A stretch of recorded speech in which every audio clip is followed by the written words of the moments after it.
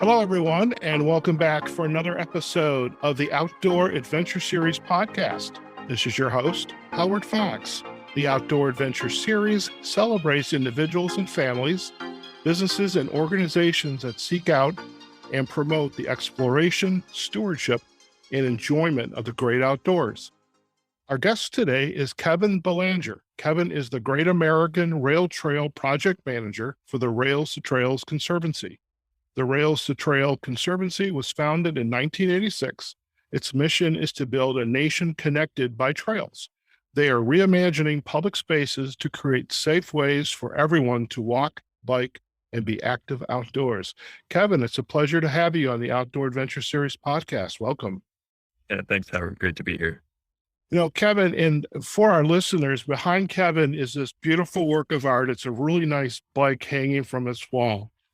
And I'm thinking, Kevin, you probably would rather be out on the bike than here chatting with me right now. We could do this both at the same time if it was a little nicer outside. Yeah. I think that would actually be pretty cool. There's a park not far from where I live in Las Vegas called Red Rock Conservation Area. And the executive director has what she calls the walk talk. So we could do the ride talk, you and I. Yeah. And why not? Let's do it. Fantastic. So, Kevin, before we get into the Great American Trail Conservancy, tell us a little bit more about your background. Yeah. I love the outdoors. I grew up in New England camping a lot with my family. We didn't grow up with a whole lot of money, so camping was the thing we did on the weekend sometimes to feel like we were doing something exotic. And I loved it. It was great. So that's kind of what guided me to where I am today is a love of the outdoors, a love of walking and biking places. You know, one of the things I have discovered of the folks that have been involved in a lot of outdoor activities with their family is a lot of it centered around the family getting away. Now, whether they had money or not money, but it was the way to get the family out of wherever the urban or suburban setting that they were in and being able to enjoy nature. Now, when you went with your family, had you been a biking family? Was it just camping itself or you were hiking? What was that like? Yeah, mostly just the camping parts of it. I'm probably the more adventurous sports person in my family. I gathered that later in life, but really it was just being outside, being kind of we grew up in kind of the country parts of central Massachusetts and Western Maryland. So it wasn't so much getting out of the city. It was just a change of pace. Okay. Now I know we're going to talk about the Great American Rail Trail and obviously the Conservancy. When did biking begin to become a part of your awareness? And I am assuming very much a love and a passion for you. Yeah, I'd say probably in middle school, my family moved to Maryland. So I didn't have a whole lot of friends. I spent a lot of time by myself and my bike was my outlet. We were in the suburbs, so didn't have a car, but couldn't really get around. So my bike was the way to get around and see things and experience my new town. So that kind of has followed me. My bike has always been my way to get around. So when I moved out to Oregon for graduate school, I had about $300 to my name and I arrived in town. I was like, all right, well, I need a way to get around. And I found a bike for exactly $300. And I was like, well, I guess this is a sign. And that got me around everywhere. Yeah. Yeah. You know, here in Las Vegas, where I live, except for maybe a couple months, it's hard to get around at least by walking, because everything's so spread out. But there are some bike paths here, and I kind of am reminiscent of the bike I used to have. And to be in the full spirit of disclosure, Kevin, I don't have a bike. It's when I moved from Chicago to Las Vegas, I literally got rid of everything. But I'm ready for a new bike, so we can perhaps talk about that later. How did your going off to graduate school, how did that begin to start to transition into working with an organization like the Rails-to-Trail Conservancy? Yeah. So I went to graduate school for environmental studies and I loved the program, but there was 7 of us kind of sitting around rooms talking about articles we were reading, and it didn't feel as tangible to me. I didn't know what I was going to do with it. It seemed to click for other folks. It didn't quite click for me. So I saw other folks who were in the planning program, and that I was like, it started to trigger in my head. Biking around, transportation, planning, that's a way that I could influence the built environment for people to get around. So I went and did 2 master's degrees. I'm not that fancy. It just happened that they overlapped really much. So I got to use credits from one for the other. So I kind of gamed the system a little bit there. And that was kind of how I developed that passion and turned it into a professional career. But there wasn't a whole path paved ahead for choosing to work on trails and walking and biking as a professional career. So it was a little start and go, but that's how I ended up at Rails-to-Trails, and I couldn't be happier there. Very good. For our listeners' benefit, and we're going to provide the backlinks to the Rails-to-Trails Conservancy website. Tell us a little bit about the organization, its mission, because, I alluded to it's been around since 1986, and I was somewhat aware of it back in Chicago, where we had the repurposing old rail lines into trails. And for the life of me, you're going to know the name of it. I'm not, but we'll fill that in. We'll provide a backlink. That's the safe way out on these podcasts. Tell us a little bit more about the mission and the breadth of the work that the Rails-to-Trails Conservancy is involved in. Yeah. So you referenced that we were founded in 1986, and that was really when a lot of road lines were becoming abandoned, were no longer being used by the rail companies. And our founders, David Burwell and Peter Harnick, really saw that as a way to keep those rail corridors in the public right of way.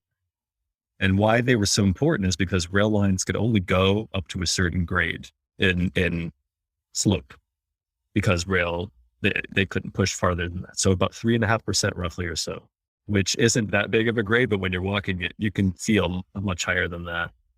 So that was the light bulb that clicked off, that a lot of people could access trails when they were relatively flat. They also happened to go through a lot of small towns that the railroads used to go through. And a lot of those small towns were experiencing a lot of economic disinvestment when rail lines left. So something that they found, it's something that we are continuing to find and really push, is the economic benefits of trails, especially in places like you mentioned, the Midwest. There's a lot of the rail trail movement seem to really be focused in the Midwest, Pennsylvania, that kind of area. And you see on trails like the Great Allegheny Passage, for instance, which goes between Pittsburgh and Cumberland, Maryland. They've really built some of these small towns around the trail. They've rebuilt some of these small towns around the trail. Trail tourism is a major thing that we can actually push out there. I love the way you've kind of expanded on this community and the economic benefits. When you launched this initiative for the Great American Rail Trail Project, how did the planning or the pre-planning, before you made the pitch out to the public bodies and the private sector that were going to perhaps be donors or provide funds for the trail, how did you begin to conceptualize, or how was it conceptualized? This is what we're going to do, and this is what our goals and objectives are. Yeah, so this project dates back to the early days of Rails-to-Trails Conservancy. So the goal is to complete a cross-country multi-use trail between Washington, D.C. and Washington State.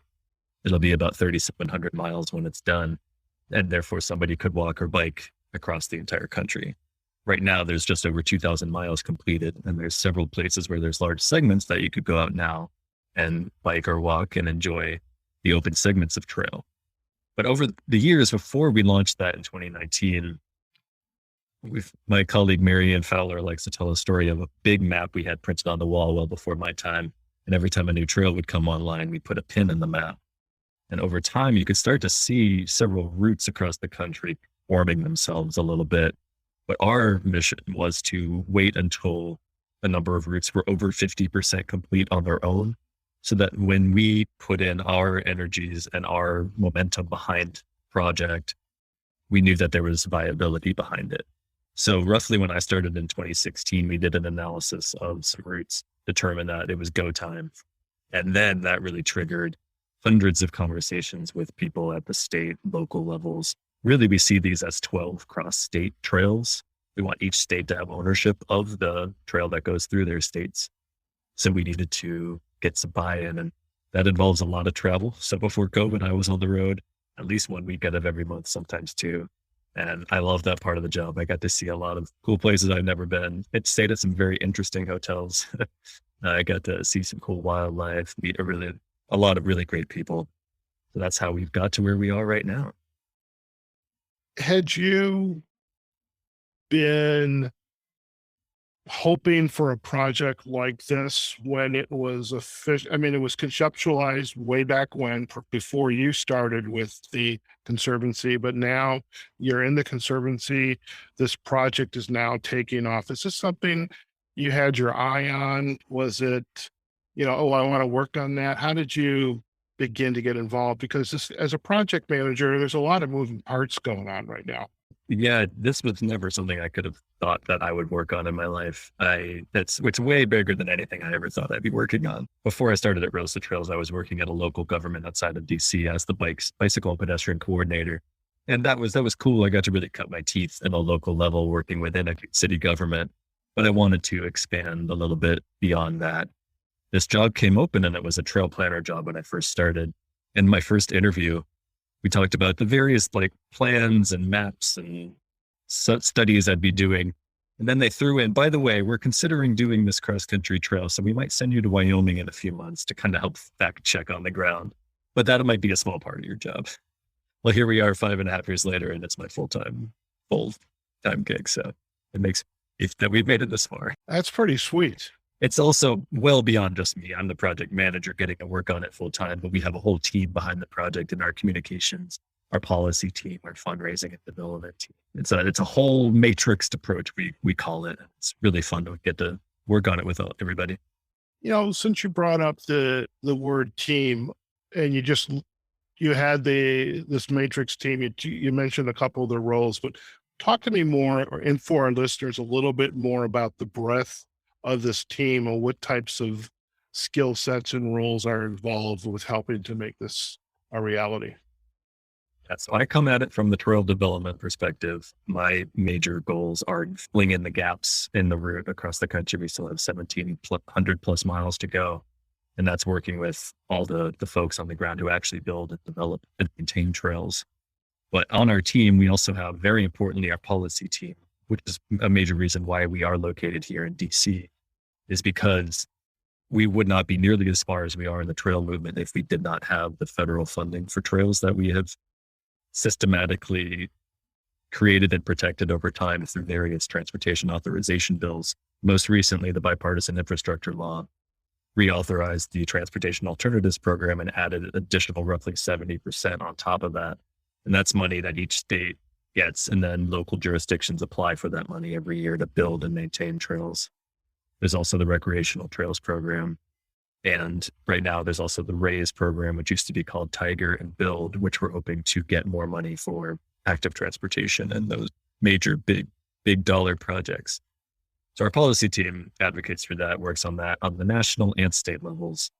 We also have, and how I got connected with you is through our communications team. We've got a great magazine, Rails-to-Trails magazine, our website and our blog, our social media. They're all just running so hot on everything. They're the best team in the biz, I say, making sure that people know what trails are out there. Traillink.com is also one of our assets here, making sure people know what trails are near them, what it's like to be on each of these trails, and telling the really cool and unique stories. Because the Great American Rail Trail is actually composed of over 150 individual trails. And we're not trying to come in and take over their identities. We're trying to come in and highlight their identities, tell their stories for a wider audience, so that each one of these trails is a unique thing. And then grouped together, we're hoping that can make it even bigger. You mentioned, some of the outdoor writing, and I had the pleasure of meeting Amy Kapp, who's your editorial director and editor-in-chief of the Rails-to-Trails Conservancy magazine. And she was speaking at the Outdoor Writers Association of America's annual conference last year. And when she was up there, and I think the conversation dealt with, how do you write articles for the magazine? And I have to say, this light bulb went off in my head, because as a podcaster, I care about stories. And every location amongst those, 100 and some, and you just gave me the number a minute ago. All of these individual segments, they've had their own unique story. And so you've got small towns that have a kind of say a rebirth for the sake of a better word, opportunity where, envisioning bike shops, coffee shops, any, t-shirt and hat shops, and also the outfitting of the people who are visiting that segment of the trail, to get their bike work done, maybe buy some clothes that they need, hotels, and this idea that communities can begin to embrace this locale, this segment of the trail. I thought there's a lot of great stories there. All right. I mean, the ability for trails to help diversify local economies, especially as we mentioned, the rail trail movement really started in the Midwest and Northeast, but we're pushing out west with this project in places we haven't had historically a footprint in.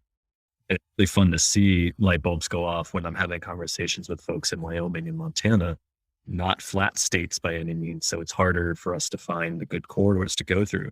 But when we are finding them and people are like, oh, I can get this hotel going again in this town that hasn't been open for a long time because they haven't had the visitors to keep it open. It's really the light bulb, the wheels are moving for sure. That's great. When you go out to a location, and as you just shared, it's not flat. So I'm thinking Wyoming, and we're going to be out in Wyoming in May for the Outdoor Writers Association of America's annual conference. When you think about going into this location, what's the conversation like with the locals? I mean, who do you reach out to? Where do you start this conversation? Depending on each location, they're going to have different levels of capacity at the local level for planning, for economic development, so we'll start with, if there's like the city or county planning department, want to see what they have in the works. Because if they already have ideas, let's work with them on that. If they're not quite there yet, then it's on us to help build that political will. So we'll try to reach out to county commissioners, city elected officials, and then, the economic development folks who can help make the case for why this is important to invest money and time in. It's also individuals. Some places, really the trail movement is built on the backs of a few folks who've lived there for a long time and who are passionate about trails. And that gets the energy in the community going that can last beyond their ability to work on the trails. I'm thinking of some communities in Western Nebraska, for instance, that there's like the Northwest Nebraska Trails Association, giving them a little shout out here. In Shadra, Nebraska, they're working on a trail extension to the Cowboy Trail that'll connect to the Cowboy Trail. And that's really just a few local folks who have lobbied the city. The city's like, sign off. Yeah, cool. You work on this. We'll be your official sponsor to do this. But they're the energy and the reason why it's really happening. And when you go into a location like that in Nebraska, and I did see the trails going through Iowa. I mean, I have friends that used to ride the RAGBRAI. I think that was what it was called. And I don't know if RAGBRAI was east-west or north-south, but whatever it was, I mean, really some unbelievable landscapes that you're seeing along the way. And so now you've come into this location in Nebraska, this community that's very active, a couple folks that are very active, they're the ones that are really, putting the energy behind, let's do this project. What are the conversations you have with them, and how are you helping those individuals have those conversations further into the community and at the, perhaps even at the regional and state levels? Yeah, it's really, I consider my job to be almost a cheerleader at times. I'd say half the time people reach out to us or are working on something and want our help, they already know what they need to do. They just need to know that what they're doing is correct and that someone supports them.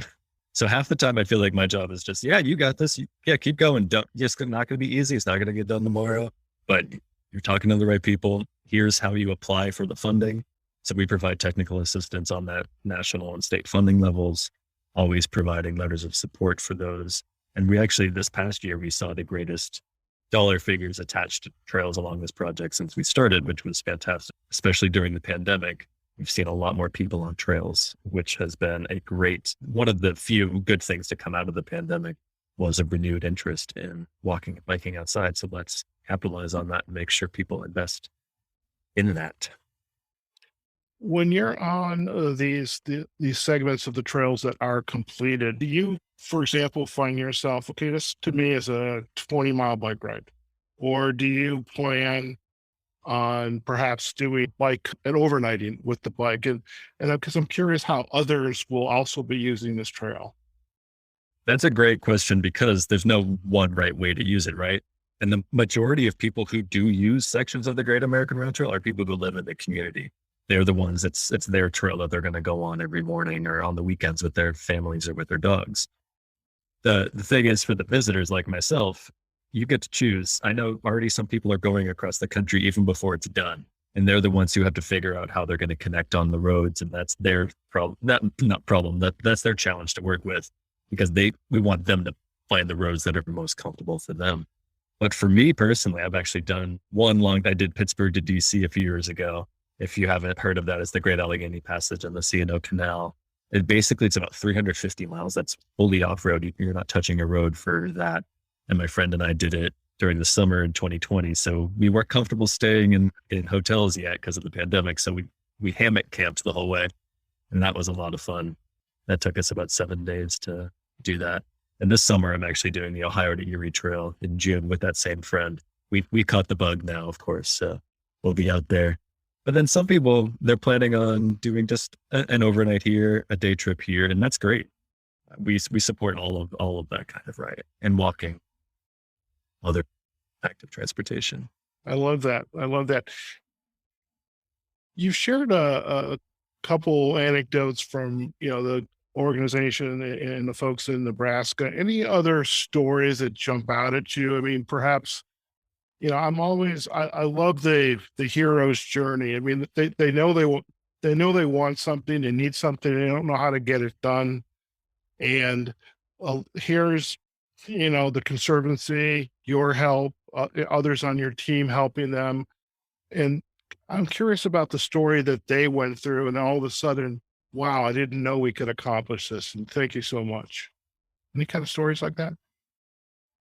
Yeah, I'll say less on the trail development, but more on the use part. We partner with an organization called Warrior Expeditions. You said hero's journey. It made me think of these folks, and they're a group of returning veterans who use long distance outdoor adventures as kind of a returning healing process for these veterans. So they used to do a ride on roads, and they were saying that their teams were getting a little uncomfortable with that. So they wanted to find a trail. So they approached us in 2019 and said that we're going to send out a group on the Great American Rail Trail. Didn't happen in 2020 because of the pandemic, but they went out last year. So we had our inaugural Warrior ride, Warrior bike, I think they call it. And there was 6 veterans who went out, 5 or 6 veterans who went out. It was great to see them start in DC. We met them at the Capitol and waved goodbye to them as they headed out. And it was so cool. And then we checked in on them along the way. Some of our partners, we reached out and said, hey, can you house them in your basement or your backyard? Or can you put them up in a hotel, feed them? And so people want to help out. That's the thing. Communities want to rally around. So it's great. And we're actually the second year of that's happening. So if you want to help support them, I think warriorexpeditions.org, you can check that out. Well, we'll definitely provide a backlink to warriorsexpedition.org. That story reminds me of a conversation I just had with a gentleman named Ethan Galogly. He wrote it's a fictional book, but has a lot of historical context on the planning and development of the John Muir Trail up in the Sierra Nevada, which John Muir Trail, for our listeners, is an extension or a portion of the Pacific Crest Trail, which is 2,000 plus miles from the, Mexico border all the way up into Canada. And I'm thinking, as you're describing, like these folk on the Warrior bike ride, or the folks going out, connecting the spots like in Wyoming or going into Washington State, is you have to have the folks who are out there doing the exploration to saying, yeah, this piece of the trail will work. This is not going to work. And I imagine those stories of they're like the They're like going back to the original frontier explorers, trying to figure out what's the best possible safe route that we can use. I love that.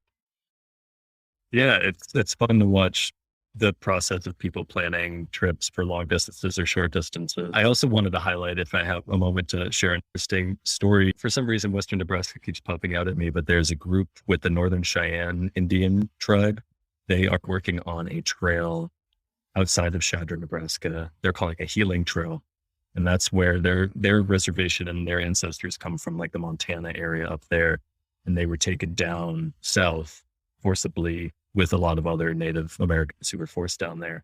And they tried to break out and go back north to Montana, and they were massacred by the white settler folks who were doing that there. But now the descendants who still are around want to really create something to commemorate this and for them to feel connected to their ancestors' journey. And it happens to be right on the route of the Great American Rail Trail. So we've made touch with them, got to go out to their reservation in December in Montana, shot a little video with them to talk about it. They received a grant from the National Park Service to work on planning for their roughly 2 or 3 mile trail that'll be outside of Fort Robinson State Park. But even that kind of a story tells you so much about America, in the good and the bad and the ugly. And we're not shying away from telling those stories because it's all really important to talk about. I love that. And would definitely work with you, Kevin, to get the backlinks to that organization, because we'll put them up on the show notes as well. And I think I had warned you, I'm an opportunistic podcaster. I mean, stories like that from those individuals, the folks and other folks in Nebraska, I mean, that's what makes the Outdoor Adventure Series podcast so much fun, is everybody has a story. And you just have to ask them, what's yours? Curious, for folks like me, and when I had the pleasure of meeting Amy and learning more about the Conservancy, I joined, I got my t-shirt. How do I go beyond? How does someone listening to this podcast go beyond and get involved, whether it's in the Conservancy or whether it's the Great American Rail Trail? Yeah. Thank you for being a member. And thank you to anybody out there who is a member or is considering being a member. We love our members. We've got, I think, 160,000 or more members around the country, which is very important. So thank you for that. We need help, of course, at the national level and also at the local level. Nationally, we obviously want more members to be able to say, we've got this many people behind us who are on the same vision as us. So that's donations, obviously, to Rails-to-Trails. That is joining our listserv so you keep up to date on what is going on. We also put out calls to action at times based on what's happening in certain states. Recently, there's a bill in the Nebraska legislature. I keep mentioning them, but we put out a call to the folks who live there to help call your state senators, because there's a lot of money for trails on the books right now that could be really transformative. So that's the big picture stuff. Locally, major thing is go out on your trails and talk about it and be visible. Post about it online. Make sure that trails are funded as they should be, especially for maintenance. Oftentimes, that's the first thing to go out of a local or county or state budget for various reasons, but people want to cut ribbons and they don't always want to maintain those trails. So keeping that in the forefront of elected officials' minds that that's important to you helps everyone out. So go out on the trails, talk about it, volunteer for your local organizations. And if you go to rails-to-trails.org and sign up for our list, you can stay in touch with us and we'll continue to tell people things that are coming up. That's fantastic. Celebrate Trails Day also, April 23rd. April 23rd. Year for us is kind of our opening day for trails celebration we have. So that's a major thing too. And check out our website and you can see the various events that might be happening in your community. That sounds great. We'll definitely, again, provide the notification for the April 23rd event in our show notes. Kevin, before we let you go, I would love if you could share with our audience what we call kind of like an aha moment as you look back in your career, and especially this great work you're doing with the Conservancy. What really is a surprise to you about what you've been able to accomplish in your career and what's happening and the impact you're going to have through the rail trail, the Great American Rail Trail? Yeah, thanks. And thankfully, my career is still many years to go in my career. So I'm hoping I continue to make influence there. But a major thing is how many people I'm seeing are motivated to go out on trails once they see this kind of a vision. There's only so many people who are actually going to bike across the country on this thing. And that is great, but that's not the focus. That's not the most important thing. It's really getting everyday folks to go out on their local trails. But I've seen the excitement in a lot of folks, especially people who frankly don't look like me, relatively young white men. Like, I want to see more people who don't look like me on trails. And I'm seeing this kind of sparking a renewed interest in trails, or a brand new interest in trails for a lot of folks. That's great. And by the way, I think it was on one of the outdoor Facebook pages, there was these two African-American women, and they were biking in Oregon.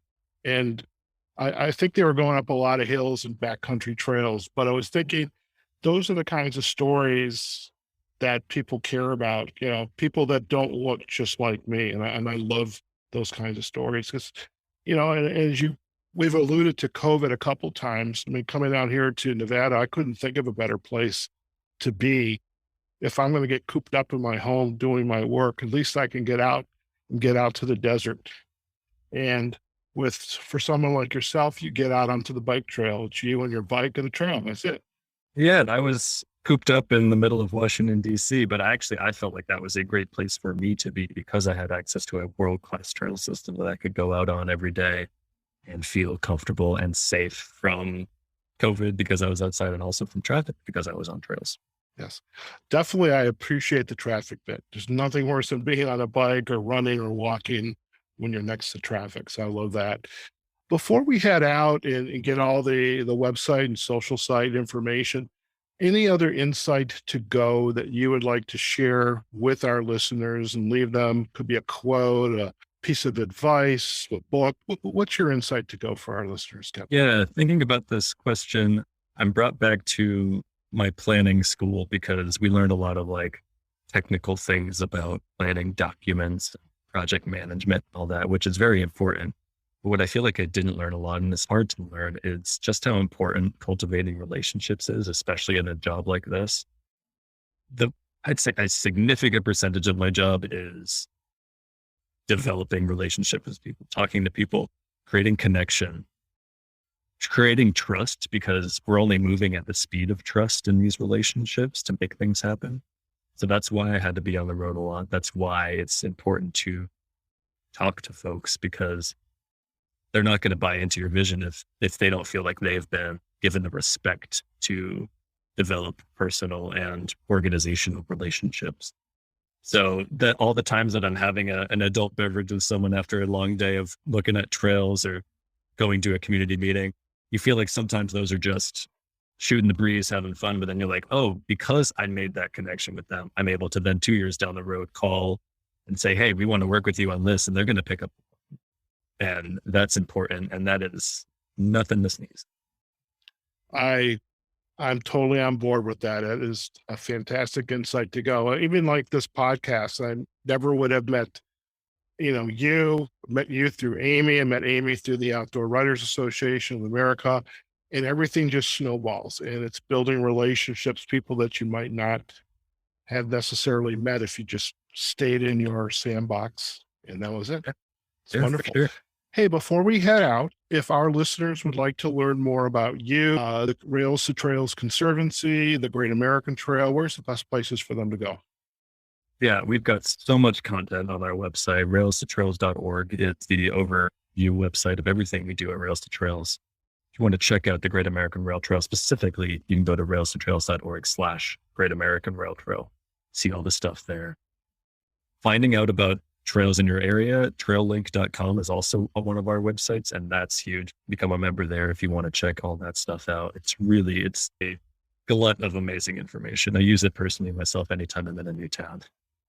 And then you can go on all of our social media handles, Rails to Trails and Great American Rail Trail, on generally all the platforms there. My own insights, I blog occasionally at bywayofthetrail.com. You could follow me at bywayofthetrail on Instagram and Twitter and all that stuff. Generally, that's my own stuff. Sometimes it's trail appropriate. Sometimes it's irreverent. I've got a silly sense of humor, so I like to do that too. But a lot of the times I'm talking about what I'm doing on the bike right behind me. I love it. I love it. Well, Kevin, I appreciate you taking the time to join us on the Outdoor Adventure Series podcast and chatting about the Great American Rail Trail and also the wonderful work that the Rails-to-Trails Conservancy is involved in. Thank you so much. Yeah, thanks for having me, Howard. It was really great chatting with you. Fantastic. Stay on the line. We're going to do a quick close and you and I can come back and have a final chat. Okay. Great.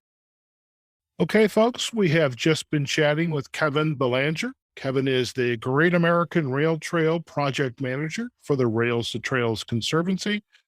And what a wonderful episode to learn not only about the history of the Conservancy, but also the Great American Rail Trail.